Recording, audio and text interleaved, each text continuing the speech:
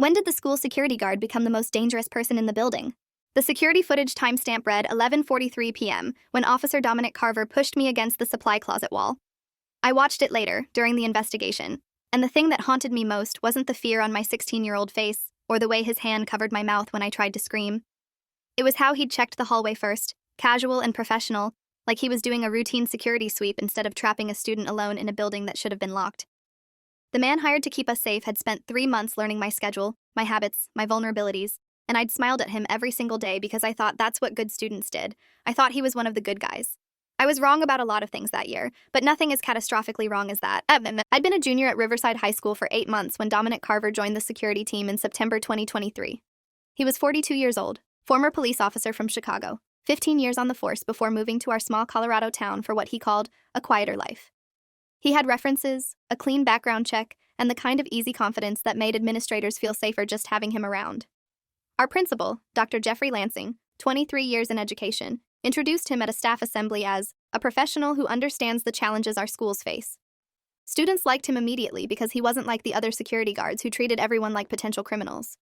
Carver joked with us, remembered names, asked about our sports games and theater productions. He seemed genuinely interested in our lives, which should have been my first warning sign. But at 16, you don't question why the security guard knows your class schedule or which route you take to your car after drama club. I was president of the drama club, editor of the school newspaper, and taking 3 AP classes because I had this delusional idea that being perfect would make my parents' divorce easier to handle.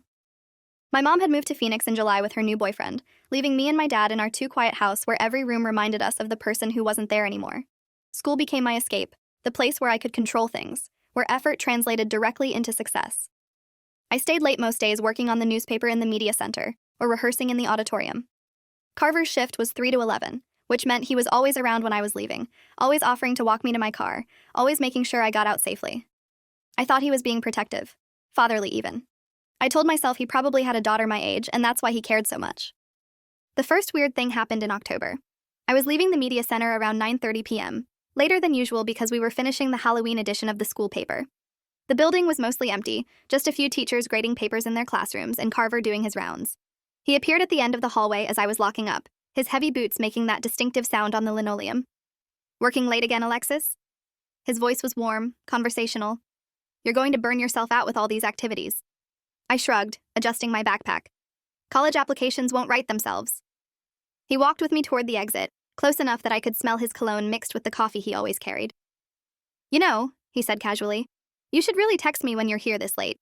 That way I know to check on you specifically during my rounds. Some of these classrooms are pretty isolated." He pulled out his phone. "What's your number? Just for safety purposes." I gave it to him because it seemed reasonable. The school was big, nearly 2,000 students across 3 buildings. Having the security officer know I was working late made sense, especially after that incident last year when someone had broken into the art supply closet and stolen equipment. I told myself Carver was just doing his job, being thorough, making sure students were safe. But when I got to my car that night, I sat in the driver's seat for a long moment before starting the engine, trying to identify the feeling in my stomach. Not quite fear, not quite discomfort, just this vague sense that something about the exchange had been off. The way he'd stood a little too close maybe, or how he'd waited until we were completely alone in that hallway before asking for my number. I shook it off, turned on the ignition, and drove home to my empty house where my dad was already asleep because his 12-hour shifts at the hospital meant he was never awake when I got home from my late activities. The text started that same night. First one came at 10:17 p.m. "Just making sure you got home safe. Carver." Friendly, professional, exactly what you'd expect from school security. I responded with a thumbs-up emoji. The next text came at 10:45. "You really impressed me tonight, the way you were organizing that newspaper staff. You're going to do great things." That one made my stomach twist again, but I couldn't articulate why. It was a compliment, the kind teachers gave students all the time. Except Carver wasn't a teacher, and he hadn't been in the media center that night, which meant he'd been watching me through the door window without me knowing. I didn't respond to that text, just set my phone down and tried to do my calculus homework. But I kept glancing at it, waiting to see if he'd text again. He did, at 11:03. "Sorry if I'm bothering you. Just wanted you to know someone notices how hard you work. Sleep well." I told my best friend Shanice about it the next day at lunch. She'd been my closest friend since 6th grade, the person who'd held me while I cried after my mom left, who knew me better than anyone. "That's weird, right?" I asked, showing her the texts. "Like, why is the security guard texting me compliments at 11 at night?" Shanice frowned at my phone, scrolling through the messages. "I mean, it's a little weird, but he's probably just being nice. You know how adults get with high-achieving students. They want to be encouraging." She handed the phone back. But if it makes you uncomfortable, just don't respond. He'll get the hint. I nodded, but I didn't feel better. I felt like I was overreacting, being paranoid, letting my anxiety about my parents' divorce make me suspicious of innocent interactions. So I did what Shanice suggested and just didn't respond to the nighttime texts. Carver kept sending them anyway, usually between 10 and 11, usually some variation of praising my work ethic or telling me to take care of myself. In November, things escalated. I was in the auditorium after school rehearsing for our winter production of The Crucible. I was playing Abigail Williams, which required me to stay late 3 days a week working with our drama teacher, Mrs. Kelsey Odom, 28 years old, first-year teacher fresh out of graduate school. She was passionate about theater but struggled with classroom management and often left rehearsals early because she had a second job waitressing to pay off student loans. That Wednesday, she'd left at 7:30, telling me I could stay to run lines by myself if I wanted since the auditorium door would auto-lock behind me when I left. I was alone on the stage practicing Abigail's monologue when I heard footsteps in the back of the auditorium. Carver emerged from the shadows near the tech booth, his flashlight beam cutting through the darkness. "Didn't mean to scare you," he called out, walking down the center aisle. "Saw the lights on and wanted to make sure everything was okay." My heart was hammering from the surprise, but I forced a smile. "Just practicing my lines. Mrs. Odom said it was fine for me to stay." He climbed the stairs to the stage, moving into my personal space in a way that made me step backward. "You're really talented," he said, his voice different now, softer and more intimate than his usual professional tone. "I've been watching your rehearsals through the window. You completely transform into that character." The fact that he'd been watching me rehearse without me knowing sent ice through my veins. How many times had he stood outside that auditorium window, watching me perform, without me being aware? And why hadn't he ever mentioned it before if it was innocent? "Thanks," I said, trying to keep my voice steady. "I should probably get going, actually. It's getting late." I moved to grab my backpack from the front row, but he blocked my path. Not aggressively, just positioned himself so I'd have to squeeze past him to get to my stuff. "You know," he said, "you remind me of my daughter. She's about your age, also really driven and talented. She lives with her mother in Chicago, and I miss her a lot. Sometimes talking to you makes me feel closer to her." I didn't know he had a daughter. He'd never mentioned her before in our brief hallway conversations. The detail felt like it should be reassuring, like it explained his interest in my activities, but instead it made everything worse. If I reminded him of his daughter, why was he standing this close? Why was his hand now resting on the stage wall next to my shoulder, caging me in? "That's nice," I managed, my mouth dry. "But I really need to go. My dad's expecting me home." It was a lie. My dad wouldn't notice if I came home at 8 or midnight because he was always either at work or asleep. But Carver didn't need to know that. He studied my face for a long moment, and I saw something flicker in his expression, something that made my stomach drop. Then he smiled and stepped back. "Of course. Let me walk you to your car." I wanted to say no, wanted to tell him I could walk myself, but I was suddenly afraid of what would happen if I refused. So I let him escort me through the empty building, let him walk next to me in the parking lot, let him watch as I got in my car and drove away. In my rearview mirror, I saw him standing under the parking lot light, watching until I turned onto the main road. That night, I couldn't sleep. I kept replaying the interaction in my head, trying to figure out if I was overreacting. He hadn't actually done anything wrong, hadn't touched me inappropriately or said anything explicitly threatening. But the way he'd looked at me, the way he'd blocked my path, the casual mention of his daughter that somehow made everything feel worse instead of better, all of it screamed danger. I opened my laptop and Googled Dominic Carver, Chicago Police, but found nothing useful, just a few old news articles about community policing initiatives that mentioned his name in passing. I tried searching for any disciplinary records or complaints but couldn't find anything. His background check had come back clean, which meant either he'd never done anything wrong before or he'd been very good at not getting caught. At 2:30 a.m., I finally fell asleep with my phone clutched in my hand, half hoping and half dreading that he'd text me again.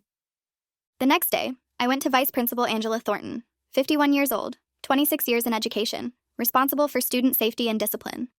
I told her about the texts, about Carver watching my rehearsals, about how he'd cornered me on the stage.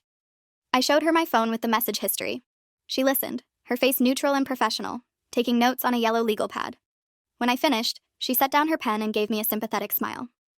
"Alexis, I appreciate you coming to me with these concerns. Student safety is our top priority. However, I want you to consider that Officer Carver might just be trying to build rapport with students. That's actually something we encouraged when we hired him, being more approachable than traditional security. The texts do seem friendly rather than inappropriate, and walking students to their cars is part of his job description." I felt my face flush. But the way he looked at me, the way he was standing too close, she held up her hand. "I understand that it made you uncomfortable, and I'm taking that seriously, but I need to be careful about making accusations against staff members without concrete evidence of misconduct. What I can do is have a conversation with Officer Carver about maintaining appropriate boundaries with students. Would that be acceptable?" I wanted to scream that no, it wasn't acceptable, that she was missing the point, that something was deeply wrong even if I couldn't prove it with concrete evidence. But I was 16 and she was the vice principal, and I'd been raised to respect authority, so I just nodded and left her office feeling smaller and stupider than I had walking in. That afternoon, Carver found me in the hallway between classes. "Hey, Alexis," he said, his voice friendly but his eyes cold. "Vice Principal Thornton mentioned you had some concerns about our interactions. I just want to apologize if I made you uncomfortable in any way. That was never my intention. I was just trying to look out for you, but I understand now that I might have been too friendly. I'll make sure to keep things more professional going forward." The way he said it, the emphasis on professional, felt like a threat.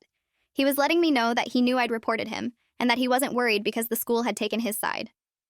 I mumbled something about it being fine and hurried to my next class, my hands shaking so badly I could barely turn the combination lock on my locker. For the next 2 weeks, Carver kept his distance.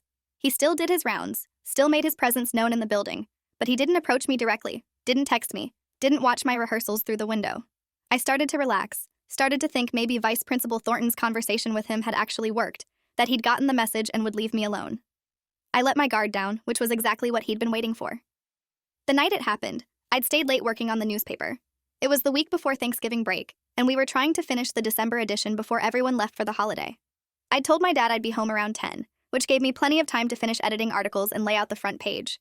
The media center was in the oldest part of the building, down a hallway that didn't have security cameras because the school board had voted against funding upgrades for that section. At 9:15, I heard the door open behind me. I turned, expecting to see another student or maybe the janitor, but it was Carver. "Working late again," he said, not a question. He closed the door behind him, and I heard the lock click. My stomach dropped. "Yeah," I said, trying to keep my voice casual even though my pulse was racing. "Just finishing up some layouts. Should be done soon." He walked toward me, his boots loud in the empty room. "You know, I've been thinking about our conversation with Vice Principal Thornton, about how I was being too friendly."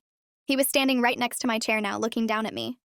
"I think you misunderstood my intentions, Alexis. I was never trying to make you uncomfortable. I was trying to help you, to mentor you, to give you the attention you clearly weren't getting at home with your mom gone and your dad always working." The mention of my family situation made my blood run cold. I'd never told him about my parents' divorce, about my dad's schedule, about feeling alone, which meant he'd been asking about me, researching me, learning my vulnerabilities. "I appreciate that," I said, standing up so I wasn't sitting while he loomed over me. "But I really need to finish this and get home." He grabbed my wrist, not hard enough to hurt, but firm enough to stop me from moving. "I don't think you understand how much trouble you could have caused me with those accusations. I could have lost my job, my reputation, everything, all because a teenage girl with daddy issues misinterpreted friendly concern as something inappropriate." His grip tightened. "You owe me an apology." I tried to pull away, but he was stronger. "Let go of me." My voice came out higher than I wanted, betraying my fear. "Or what?" he asked, his face inches from mine now. "You'll report me again? Tell Vice Principal Thornton that the security guard was mean to you? She already thinks you're being dramatic. They all do. You're the girl whose mom abandoned her, whose dad doesn't pay attention to her, who's so desperate for validation that she sees threats where there aren't any." Each word hit like a physical blow because part of me had worried that's exactly what people thought. "Please," I whispered. "Just let me go." He released my wrist suddenly, stepping back. "See? I'm one of the good guys, Alexis. I know boundaries. I know when to stop. Some men wouldn't be so understanding." He walked to the door, unlocked it, and left without another word. I stood there shaking, tears streaming down my face, my wrist aching where he'd grabbed it. I wanted to call someone, tell someone, scream until someone heard me, but who would believe me? I'd already reported him once and nothing had happened. Vice Principal Thornton had made it clear she thought I was overreacting. My dad was asleep and wouldn't hear his phone even if I called. My mom was in Phoenix living her new life and had made it clear she didn't want to deal with my teenage drama. I was alone in a building with a man who'd just shown me exactly how vulnerable I was, how easily he could corner me, how little protection the school's systems offered. I packed up my laptop with shaking hands, grabbed my backpack, and ran. I didn't stop running until I was in my car with the doors locked, and even then I sat in the parking lot for 20 minutes crying and watching to make sure he wasn't following me. That night I took photos of my wrist where he'd grabbed it. There was a faint red mark barely visible that would be gone by morning. Not enough for evidence, not enough to prove anything had happened. I wrote down everything I could remember about the interaction, exact quotes if possible, descriptions of his body language and tone. I saved it in a password-protected document on my laptop and emailed a copy to myself. I didn't know what I was going to do with it, but some instinct told me I needed to document everything, create a paper trail, build evidence for a case I hoped I'd never have to make. At 11:30 p.m., my phone buzzed with a text from Carver. "I hope you understand now that I'm not your enemy. I'm trying to protect you, even from yourself. Sleep well." I blocked his number immediately, but the message had already been read, already been received, already made its point. He knew where I lived, knew my schedule, knew I was alone most nights. Blocking his number wouldn't change any of that. I stopped staying late at school, stopped going to drama rehearsals unless other students were there, stopped working on the newspaper after 5 p.m. My grades started slipping because I couldn't focus on homework when I was constantly looking over my shoulder, jumping at every sound, checking and rechecking the locks on the doors. Shanice noticed and asked what was wrong, but I couldn't bring myself to tell her the full truth. How could I explain that the security guard everyone liked was actually dangerous when I had no proof beyond my own fear? How could I make her understand that every time I saw him in the hallway, smiling and joking with other students, I felt like I was going crazy because clearly I was the only one who saw him for what he really was? She'd already dismissed my concerns once, told me I was overreacting. I couldn't handle her doing it again. In December, a new student transferred to Riverside High. Her name was Maya Patel, freshman, 14 years old, shy and quiet with the kind of innocence that made her an obvious target. I noticed Carver paying attention to her within days of her arrival. He'd greet her in the hallways, ask about her classes, offer to help her find her way around the building. I watched him deploy the same tactics he'd used on me, the friendly concern, the genuine interest, the offers of protection. My stomach churned every time I saw them interact. I knew what was coming next, knew the pattern he was following, knew Maya was walking into the same trap I'd barely escaped. I had to warn her, but how? If I told her that Carver was dangerous, she'd probably tell her parents, who would tell the school, and then I'd be the crazy girl making unfounded accusations against a respected staff member. But if I didn't say anything and something happened to her, I'd never forgive myself. I caught Maya after school one day in the library. "Hey," I said, sitting down across from her. "I'm Alexis Jr. I wanted to talk to you about something kind of awkward." She looked up from her biology textbook, wary. "Okay?" I took a breath. "I've noticed Officer Carver being really friendly with you, and I just wanted to say, be careful around him. Don't stay late at school alone. Don't give him your phone number. Don't let him walk you to your car when no one else is around." Her eyes widened. "Why? Did something happen?" I wanted to tell her everything, wanted to show her my documentation and my photos and the texts I'd saved before blocking his number. But I could see the doubt already forming in her expression, the same doubt I'd seen in Vice Principal Thornton's face. "Just trust me," I said. "He's not as safe as he seems." She nodded slowly, but I could tell she didn't really believe me. I was just some random upperclassman telling her paranoid stories about the friendly security guard. Without evidence, without proof, without some concrete incident she could point to, my warnings meant nothing. That same week, I went back to Vice Principal Thornton's office.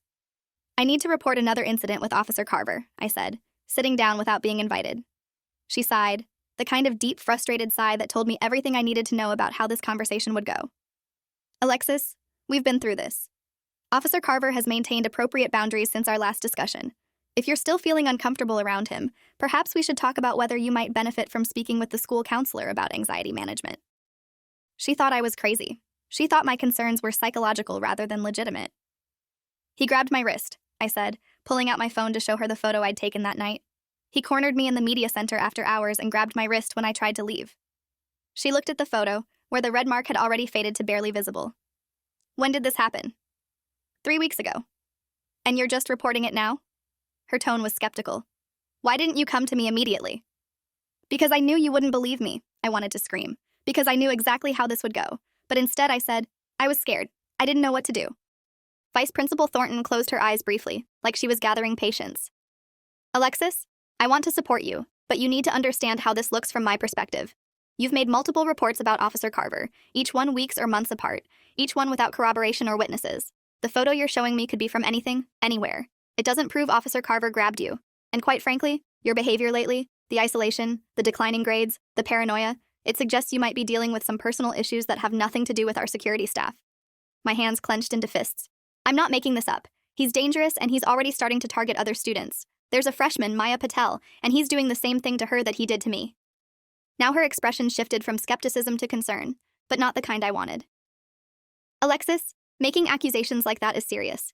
If you continue down this path without evidence, you could be opening yourself up to defamation claims. I strongly suggest you stop these allegations immediately and focus on your own mental health. I'm going to recommend you see our school counselor, Dr. Francis Novak, twice a week. I think you'll find it helpful." I left her office shaking with rage and despair. They were going to make me the problem. They were going to paint me as the unstable girl with family issues who was inventing threats that didn't exist. And Carver knew it. He knew the system would protect him, knew that a teenage girl's word meant nothing against a former police officer's reputation, knew he could continue doing exactly what he'd been doing because no one in power believed he was capable of it. I went home that day and did something I should have done weeks earlier. I started researching Dominic Carver more thoroughly, going beyond simple Google searches. I looked for his daughter that he'd mentioned, the one who supposedly lived in Chicago with her mother. Found nothing. No social media profiles, no custody agreements in public records, no evidence she existed at all. I searched for his ex-wife, for any family members, for anyone who could confirm or deny his stories. Again, nothing. It was like his entire personal life was a fabrication, a collection of stories designed to seem relatable and harmless while hiding something much darker. Then I found it. A forum post from 6 years ago on a Chicago neighborhood message board. Someone complaining about a police officer who'd been let go quietly from the force after multiple complaints about inappropriate behavior with minors. The post didn't name the officer specifically, but it mentioned he'd relocated to Colorado to start fresh. I cross-referenced the timeline with Carver's employment history. He'd left Chicago PD 6 years ago and moved to Colorado 5.5 years ago. I dug deeper, found a cached news article that had been scrubbed from the original website about a settlement paid out by Chicago PD to a family whose daughter had reported inappropriate contact with an officer during a school safety program. The officer's name was redacted in the article, but the date matched Carver's departure from the force. He'd done this before. He'd been caught before. And they'd let him quietly resign and move to a new city where no one knew his history because that was easier than prosecuting a cop. I printed everything I found and took it to my dad. It was 11 p.m. on a Friday night and he'd just gotten home from a double shift at the hospital. He was exhausted, still in his scrubs, heating up leftover pizza in the microwave. "Dad," I said, spreading the printouts on the kitchen table. "I need you to listen to me. The security guard at school, Officer Carver, he's been targeting me, and I think he did the same thing in Chicago before he moved here." My dad looked at the papers, his face pale with exhaustion. "Alexis, honey, it's late. Can this wait until morning?" "No," I said, my voice breaking. "It can't wait. I've been trying to tell people at school and no one believes me, but I found proof that he has a history of this. He's dangerous and he's starting to target other students, and if we don't do something now, someone's going to get hurt." I was crying now, months of fear and frustration pouring out all at once. My dad set down his pizza and really looked at me for the first time in weeks. Saw the dark circles under my eyes, the weight I'd lost, the way my hands shook when I held out the printouts. "Tell me everything," he said. I told him about the texts, the way Carver had cornered me in the auditorium and later in the media center, the grab to my wrist, Vice Principal Thornton's dismissal of my concerns, Maya Patel. I showed him the documentation I'd been keeping, the photos, the saved messages, the timeline I'd created. He listened without interrupting, and I watched his expression shift from concern to anger, to the kind of cold determination that meant he was in doctor mode, the mode where he assessed a situation and made decisions about how to fix it. When I finished, he gathered all the papers into a neat stack. "We're calling the police," he said. "Not the school resource officer, the actual police. And we're getting a lawyer. This man has been stalking and intimidating you, and the school has failed in their duty to protect you. That ends now." Relief flooded through me so intensely I started crying again. Someone finally believed me. My dad pulled me into a hug, and for the first time in months I felt safe. We called the police at 11:37 p.m. Detective Lorraine Campbell, 34 years old, 13 years with the Colorado Springs PD, specialist in crimes against children, arrived at our house at 12:15 a.m. She sat at our kitchen table and took my statement, recording it on her phone while taking handwritten notes.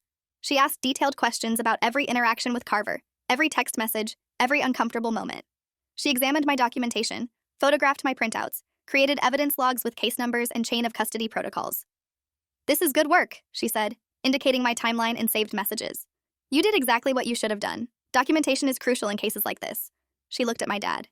"Mr. Holloway, I need to be honest with you about what happens next. What Alexis has described is concerning and suggests a pattern of predatory behavior, but proving criminal conduct is going to be challenging. The text messages are inappropriate but not explicitly sexual. The physical contact was brief and could be argued as accidental or disciplinary. The Chicago connection is promising, but we'll need to coordinate with Chicago PD to access sealed records, which takes time." My stomach dropped. "So nothing's going to happen to him?" Detective Campbell shook her head. "I didn't say that. What I'm saying is we need to build a stronger case, which means gathering more evidence. Has he contacted you since you blocked his number?" "No, but he's been watching me. I see him in the hallways and he's always nearby when I'm leaving school. And he started talking to a freshman girl the same way he talked to me." Campbell's expression sharpened. "What's her name?" "Maya Patel. We'll need to interview her and her parents. If Carver is currently engaging in the same pattern of behavior with another student, that strengthens the case significantly. It establishes a pattern and suggests ongoing threat." She pulled out a business card. "Alexis, I need you to do something difficult. I need you to unblock Carver's number and document any contact he makes. Don't respond, don't engage, just screenshot and save everything. If he approaches you at school, try to record it on your phone. I know that's scary, but we need evidence that will hold up in court." My hands started shaking again. "He knows I reported him. What if he gets angry? What if he escalates?" That's a legitimate concern, Campbell said, which is why I'm also going to request increased patrol near your school and your home. And I'm going to have a conversation with Riverside High's administration about the reports you've made and their responsibility to investigate. Detective Campbell met with Principal Lansing and Vice Principal Thornton on Monday morning. I wasn't present for that meeting, but my dad was, along with a lawyer he'd hired over the weekend, Patricia Sterling, 46 years old, 22 years practicing education law, specialist in student rights and Title IX violations. She'd reviewed my case and immediately filed a formal Title IX complaint with the school district, alleging they'd failed to protect me from a hostile educational environment and sexual harassment. The meeting lasted 3 hours. Afterward, my dad came to pull me out of third period. His face was grim. They're putting Carver on administrative leave pending the investigation, he said. But they're also claiming they followed proper protocol when you reported him the first time, that they couldn't take action without concrete evidence, that they're not responsible for his behavior outside of school grounds. Patricia Sterling was more blunt when we met in her office that afternoon. The school is covering their ass, she said. They know they screwed up, know they should have taken your reports more seriously, but admitting that opens them up to liability, so they're going to fight us every step of the way. The good news is Detective Campbell is pursuing a criminal investigation, which gives us leverage. If Carver gets charged, the school's failure to act looks even worse. Carver was placed on paid administrative leave that Wednesday. I thought I'd feel relief, but instead I felt exposed. He wasn't at school anymore, which meant I didn't know where he was or what he was doing. He still had my address, still knew my schedule, still had access to all the information he'd gathered about me over the past months. Detective Campbell assured me they were monitoring him, had instructed him not to contact me or come near the school, but instructions weren't the same as physical barriers. That Friday night, I was home alone while my dad worked a night shift. At 10:43 p.m., I heard a car pull into our driveway. I looked out the window and saw Carver's silver Ford Explorer. My heart stopped. He sat there for 5 minutes, engine running, just sitting in our driveway looking at our house. I called Detective Campbell with shaking hands. He's outside my house right now. He's just sitting there watching. Lock all your doors and windows, Campbell said, her voice sharp and urgent. I'm sending a patrol car now. Don't go outside. Don't approach him. Just stay inside and stay on the phone with me. I crouched below the window, phone pressed to my ear, watching Carver's silhouette in the driver's seat. After what felt like hours but was probably 7 minutes, I heard sirens. A patrol car pulled up behind Carver's Explorer, lights flashing. An officer got out and approached Carver's vehicle. They talked for a few minutes. Then Carver drove away slowly, deliberately, making sure I saw him leave. The patrol officer came to my door. His name was Officer Dennis Kowalski, 29 years old, 6 years on the force. He claims he was lost and pulled into a random driveway to check his GPS, Kowalski said. Obviously that's bullshit, but we can't arrest him for sitting in a driveway. We did document it, and we've increased patrols in your neighborhood. If he comes back, call immediately. After he left, I called my dad at the hospital. Come home, I said, not caring that I sounded like a scared child. Please just come home. He left work early, arrived at 11:30 p.m., and found me sitting in the living room with all the lights on and a kitchen knife on the coffee table. He didn't comment on the knife, just sat next to me and put his arm around my shoulders. We're going to fix this, he said. I promise you, we're going to fix this. But I didn't see how. Carver had violated the no-contact instruction, had driven to my house in the middle of the night to intimidate me, and the police couldn't do anything because sitting in a driveway wasn't technically a crime. The system was failing me again, protecting him again, giving him chance after chance to escalate while I lived in constant fear. Detective Campbell called the next morning with news. We interviewed Maya Patel and her parents yesterday. Maya confirmed that Carver had been texting her, had asked for her phone number using the same safety excuse he used with you. Her parents found the messages concerning and agreed to let us use them as evidence. Additionally, I contacted Chicago PD. Took some persistence, but I got through to the detective who handled Carver's original investigation. They had multiple complaints from 3 different girls at a high school where Carver was running a safety program. All described the same pattern: friendly attention, text messages, escalating to physical contact and intimidation. The families settled with the city to avoid the trauma of a trial, and Carver was allowed to resign quietly. No criminal charges were filed. My hands clenched around the phone. So he just got to move here and do it again? That's exactly what happened, Campbell said, her voice tight with anger. The system failed those girls in Chicago, and then it put you and Maya in danger by not flagging his history. But we're not going to fail you again. I have enough now to request an arrest warrant for stalking and harassment. It's not as strong a case as I'd like, but combined with the pattern evidence from Chicago, I think we can make it stick. The arrest warrant was issued on Wednesday, December 18th. Police arrested Dominic Carver at his apartment at 6 a.m. He was charged with 2 counts of stalking, 3 counts of harassment, and 1 count of intimidation. Bail was set at $50,000, which he posted within hours. By Thursday afternoon, he was out of jail and back on the streets, though with a GPS monitor and strict instructions to stay away from me, Maya, and Riverside High School. The local news picked up the story that evening. former school security officer arrested for stalking students. My name wasn't mentioned because I was a minor, but everyone at school knew within hours. Some students were supportive, horrified that Carver had been targeting students. Others were skeptical, spreading rumors that I'd made everything up because I wanted attention or had a grudge against him. The school administration released a statement saying they took all allegations seriously and were cooperating fully with law enforcement, which was a complete lie but sounded good for the media. The preliminary hearing was scheduled for January 15th. In the weeks leading up to it, Carver's defense attorney, a man named Gregory Sinclair, 48 years old, 25 years defending criminal cases, started a campaign to destroy my credibility. He filed motions suggesting I had a history of mental health issues, that my parents' divorce had made me unstable and prone to fabricating stories for attention. He requested my therapy records from Dr. Novak, the school counselor I'd been forced to see. He dug into my social media, looking for anything that could be twisted to suggest I was manipulative or dishonest. Patricia Sterling fought every motion, filed protective orders to seal my medical records, demanded sanctions against Sinclair for victim intimidation. But the damage was done. My private life was being dissected in legal filings that were technically public record, which meant anyone who wanted to could read about my mother leaving, my father's work schedule, my declining grades, my anxiety. I felt violated all over again, like Carver was still finding ways to hurt me even from behind a GPS monitor. The preliminary hearing itself was brutal. I had to testify about every interaction with Carver, answer questions about why I'd given him my phone number, why I'd stayed late at school alone, why I hadn't reported the media center incident immediately. Sinclair's questions were designed to make me seem complicit, like I'd somehow invited Carver's attention and then regretted it later. Isn't it true, Miss Holloway, that you enjoyed the attention Officer Carver gave you? That you felt special because he noticed you? No, I said, my voice steady even though my hands were shaking under the table. I felt uncomfortable and scared. But you continued to stay late at school alone, knowing he was there. If you were truly frightened, wouldn't you have changed your behavior? I did change my behavior. I stopped staying late, but I shouldn't have to change my behavior to avoid being stalked by someone who's supposed to protect students. Judge Harold Finch, 62 years old, 38 years on the bench, interrupted. Counselor, get to your point. Sinclair shifted tactics. Miss Holloway, you've been seeing a therapist for anxiety and depression, correct? Objection, Patricia Sterling stood. The witness's mental health treatment is not relevant to whether the defendant engaged in stalking behavior. Overruled, Judge Finch said. I'll allow it within reason. I looked at the judge, at Sinclair, at Carver sitting at the defense table in a suit looking nothing like the threatening figure I knew him to be. Yes, I saw a school counselor after my mother left. That doesn't mean I'm making up what happened. The hearing lasted 6 hours. Maya Patel testified about Carver's texts and his behavior toward her. Detective Campbell testified about the pattern evidence from Chicago and the driveway incident. Dr. Lorraine Nash, 41 years old, clinical psychologist specializing in predatory behavior, testified as an expert witness about how predators like Carver target vulnerable victims and use their authority to manipulate and intimidate. In the end, Judge Finch ruled there was sufficient evidence for the case to proceed to trial. Carver would remain out on bail with the GPS monitor. Trial was set for April. 3 more months of waiting, of wondering if Carver would violate his bail conditions, of dealing with the social fallout at school where half the students believed me and half thought I was a liar. I was exhausted, traumatized, and so angry I could barely see straight. But I also felt something else. Determination. Carver had underestimated me. He'd thought I was just another vulnerable girl who could be intimidated into silence. He'd been wrong. In February, Detective Campbell called with unexpected news.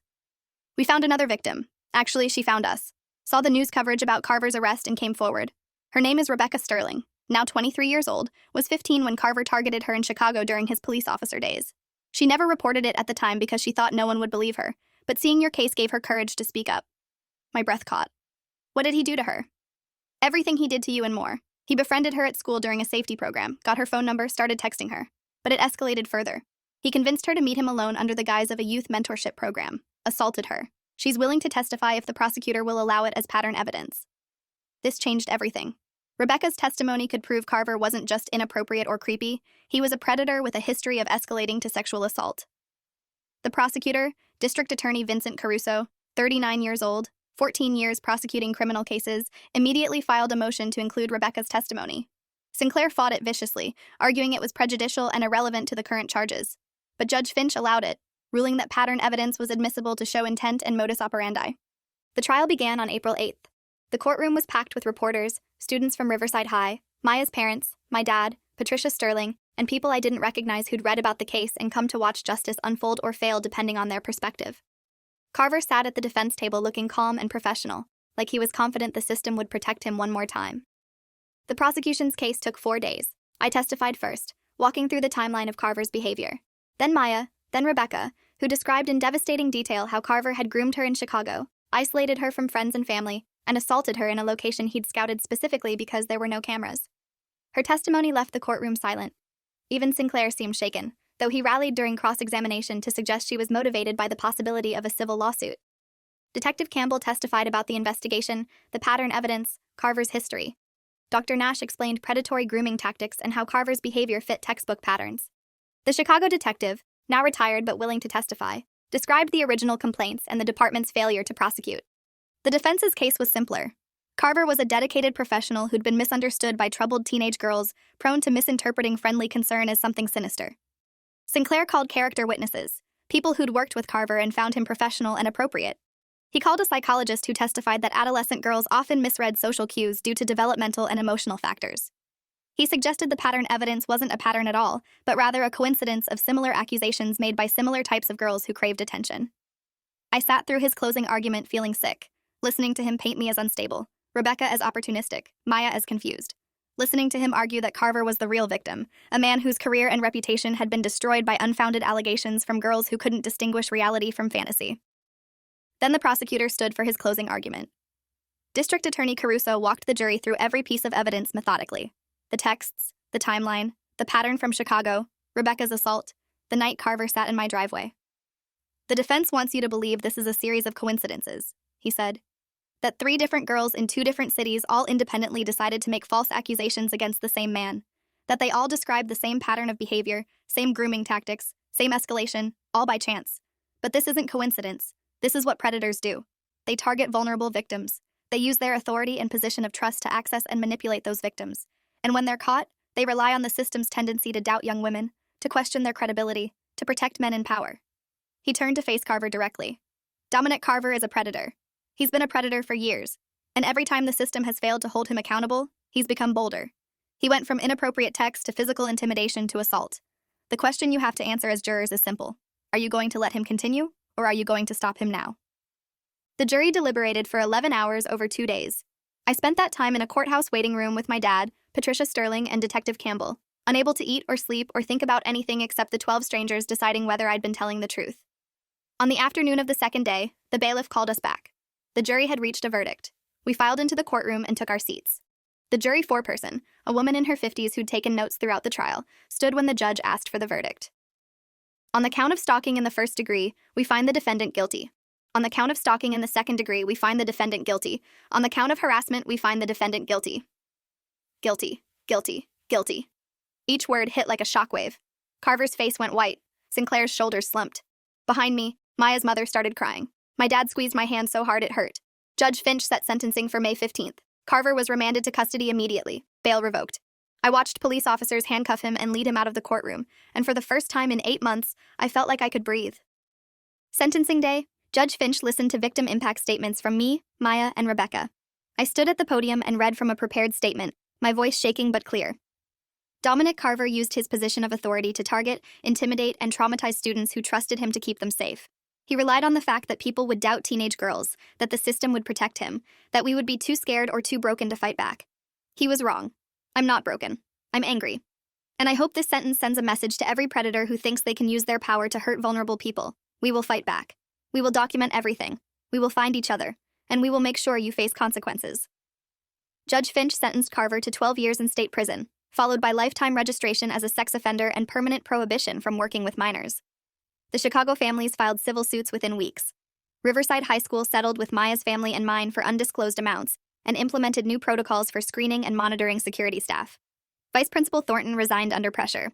Principal Lansing was reassigned to a district office position where he'd have no contact with students.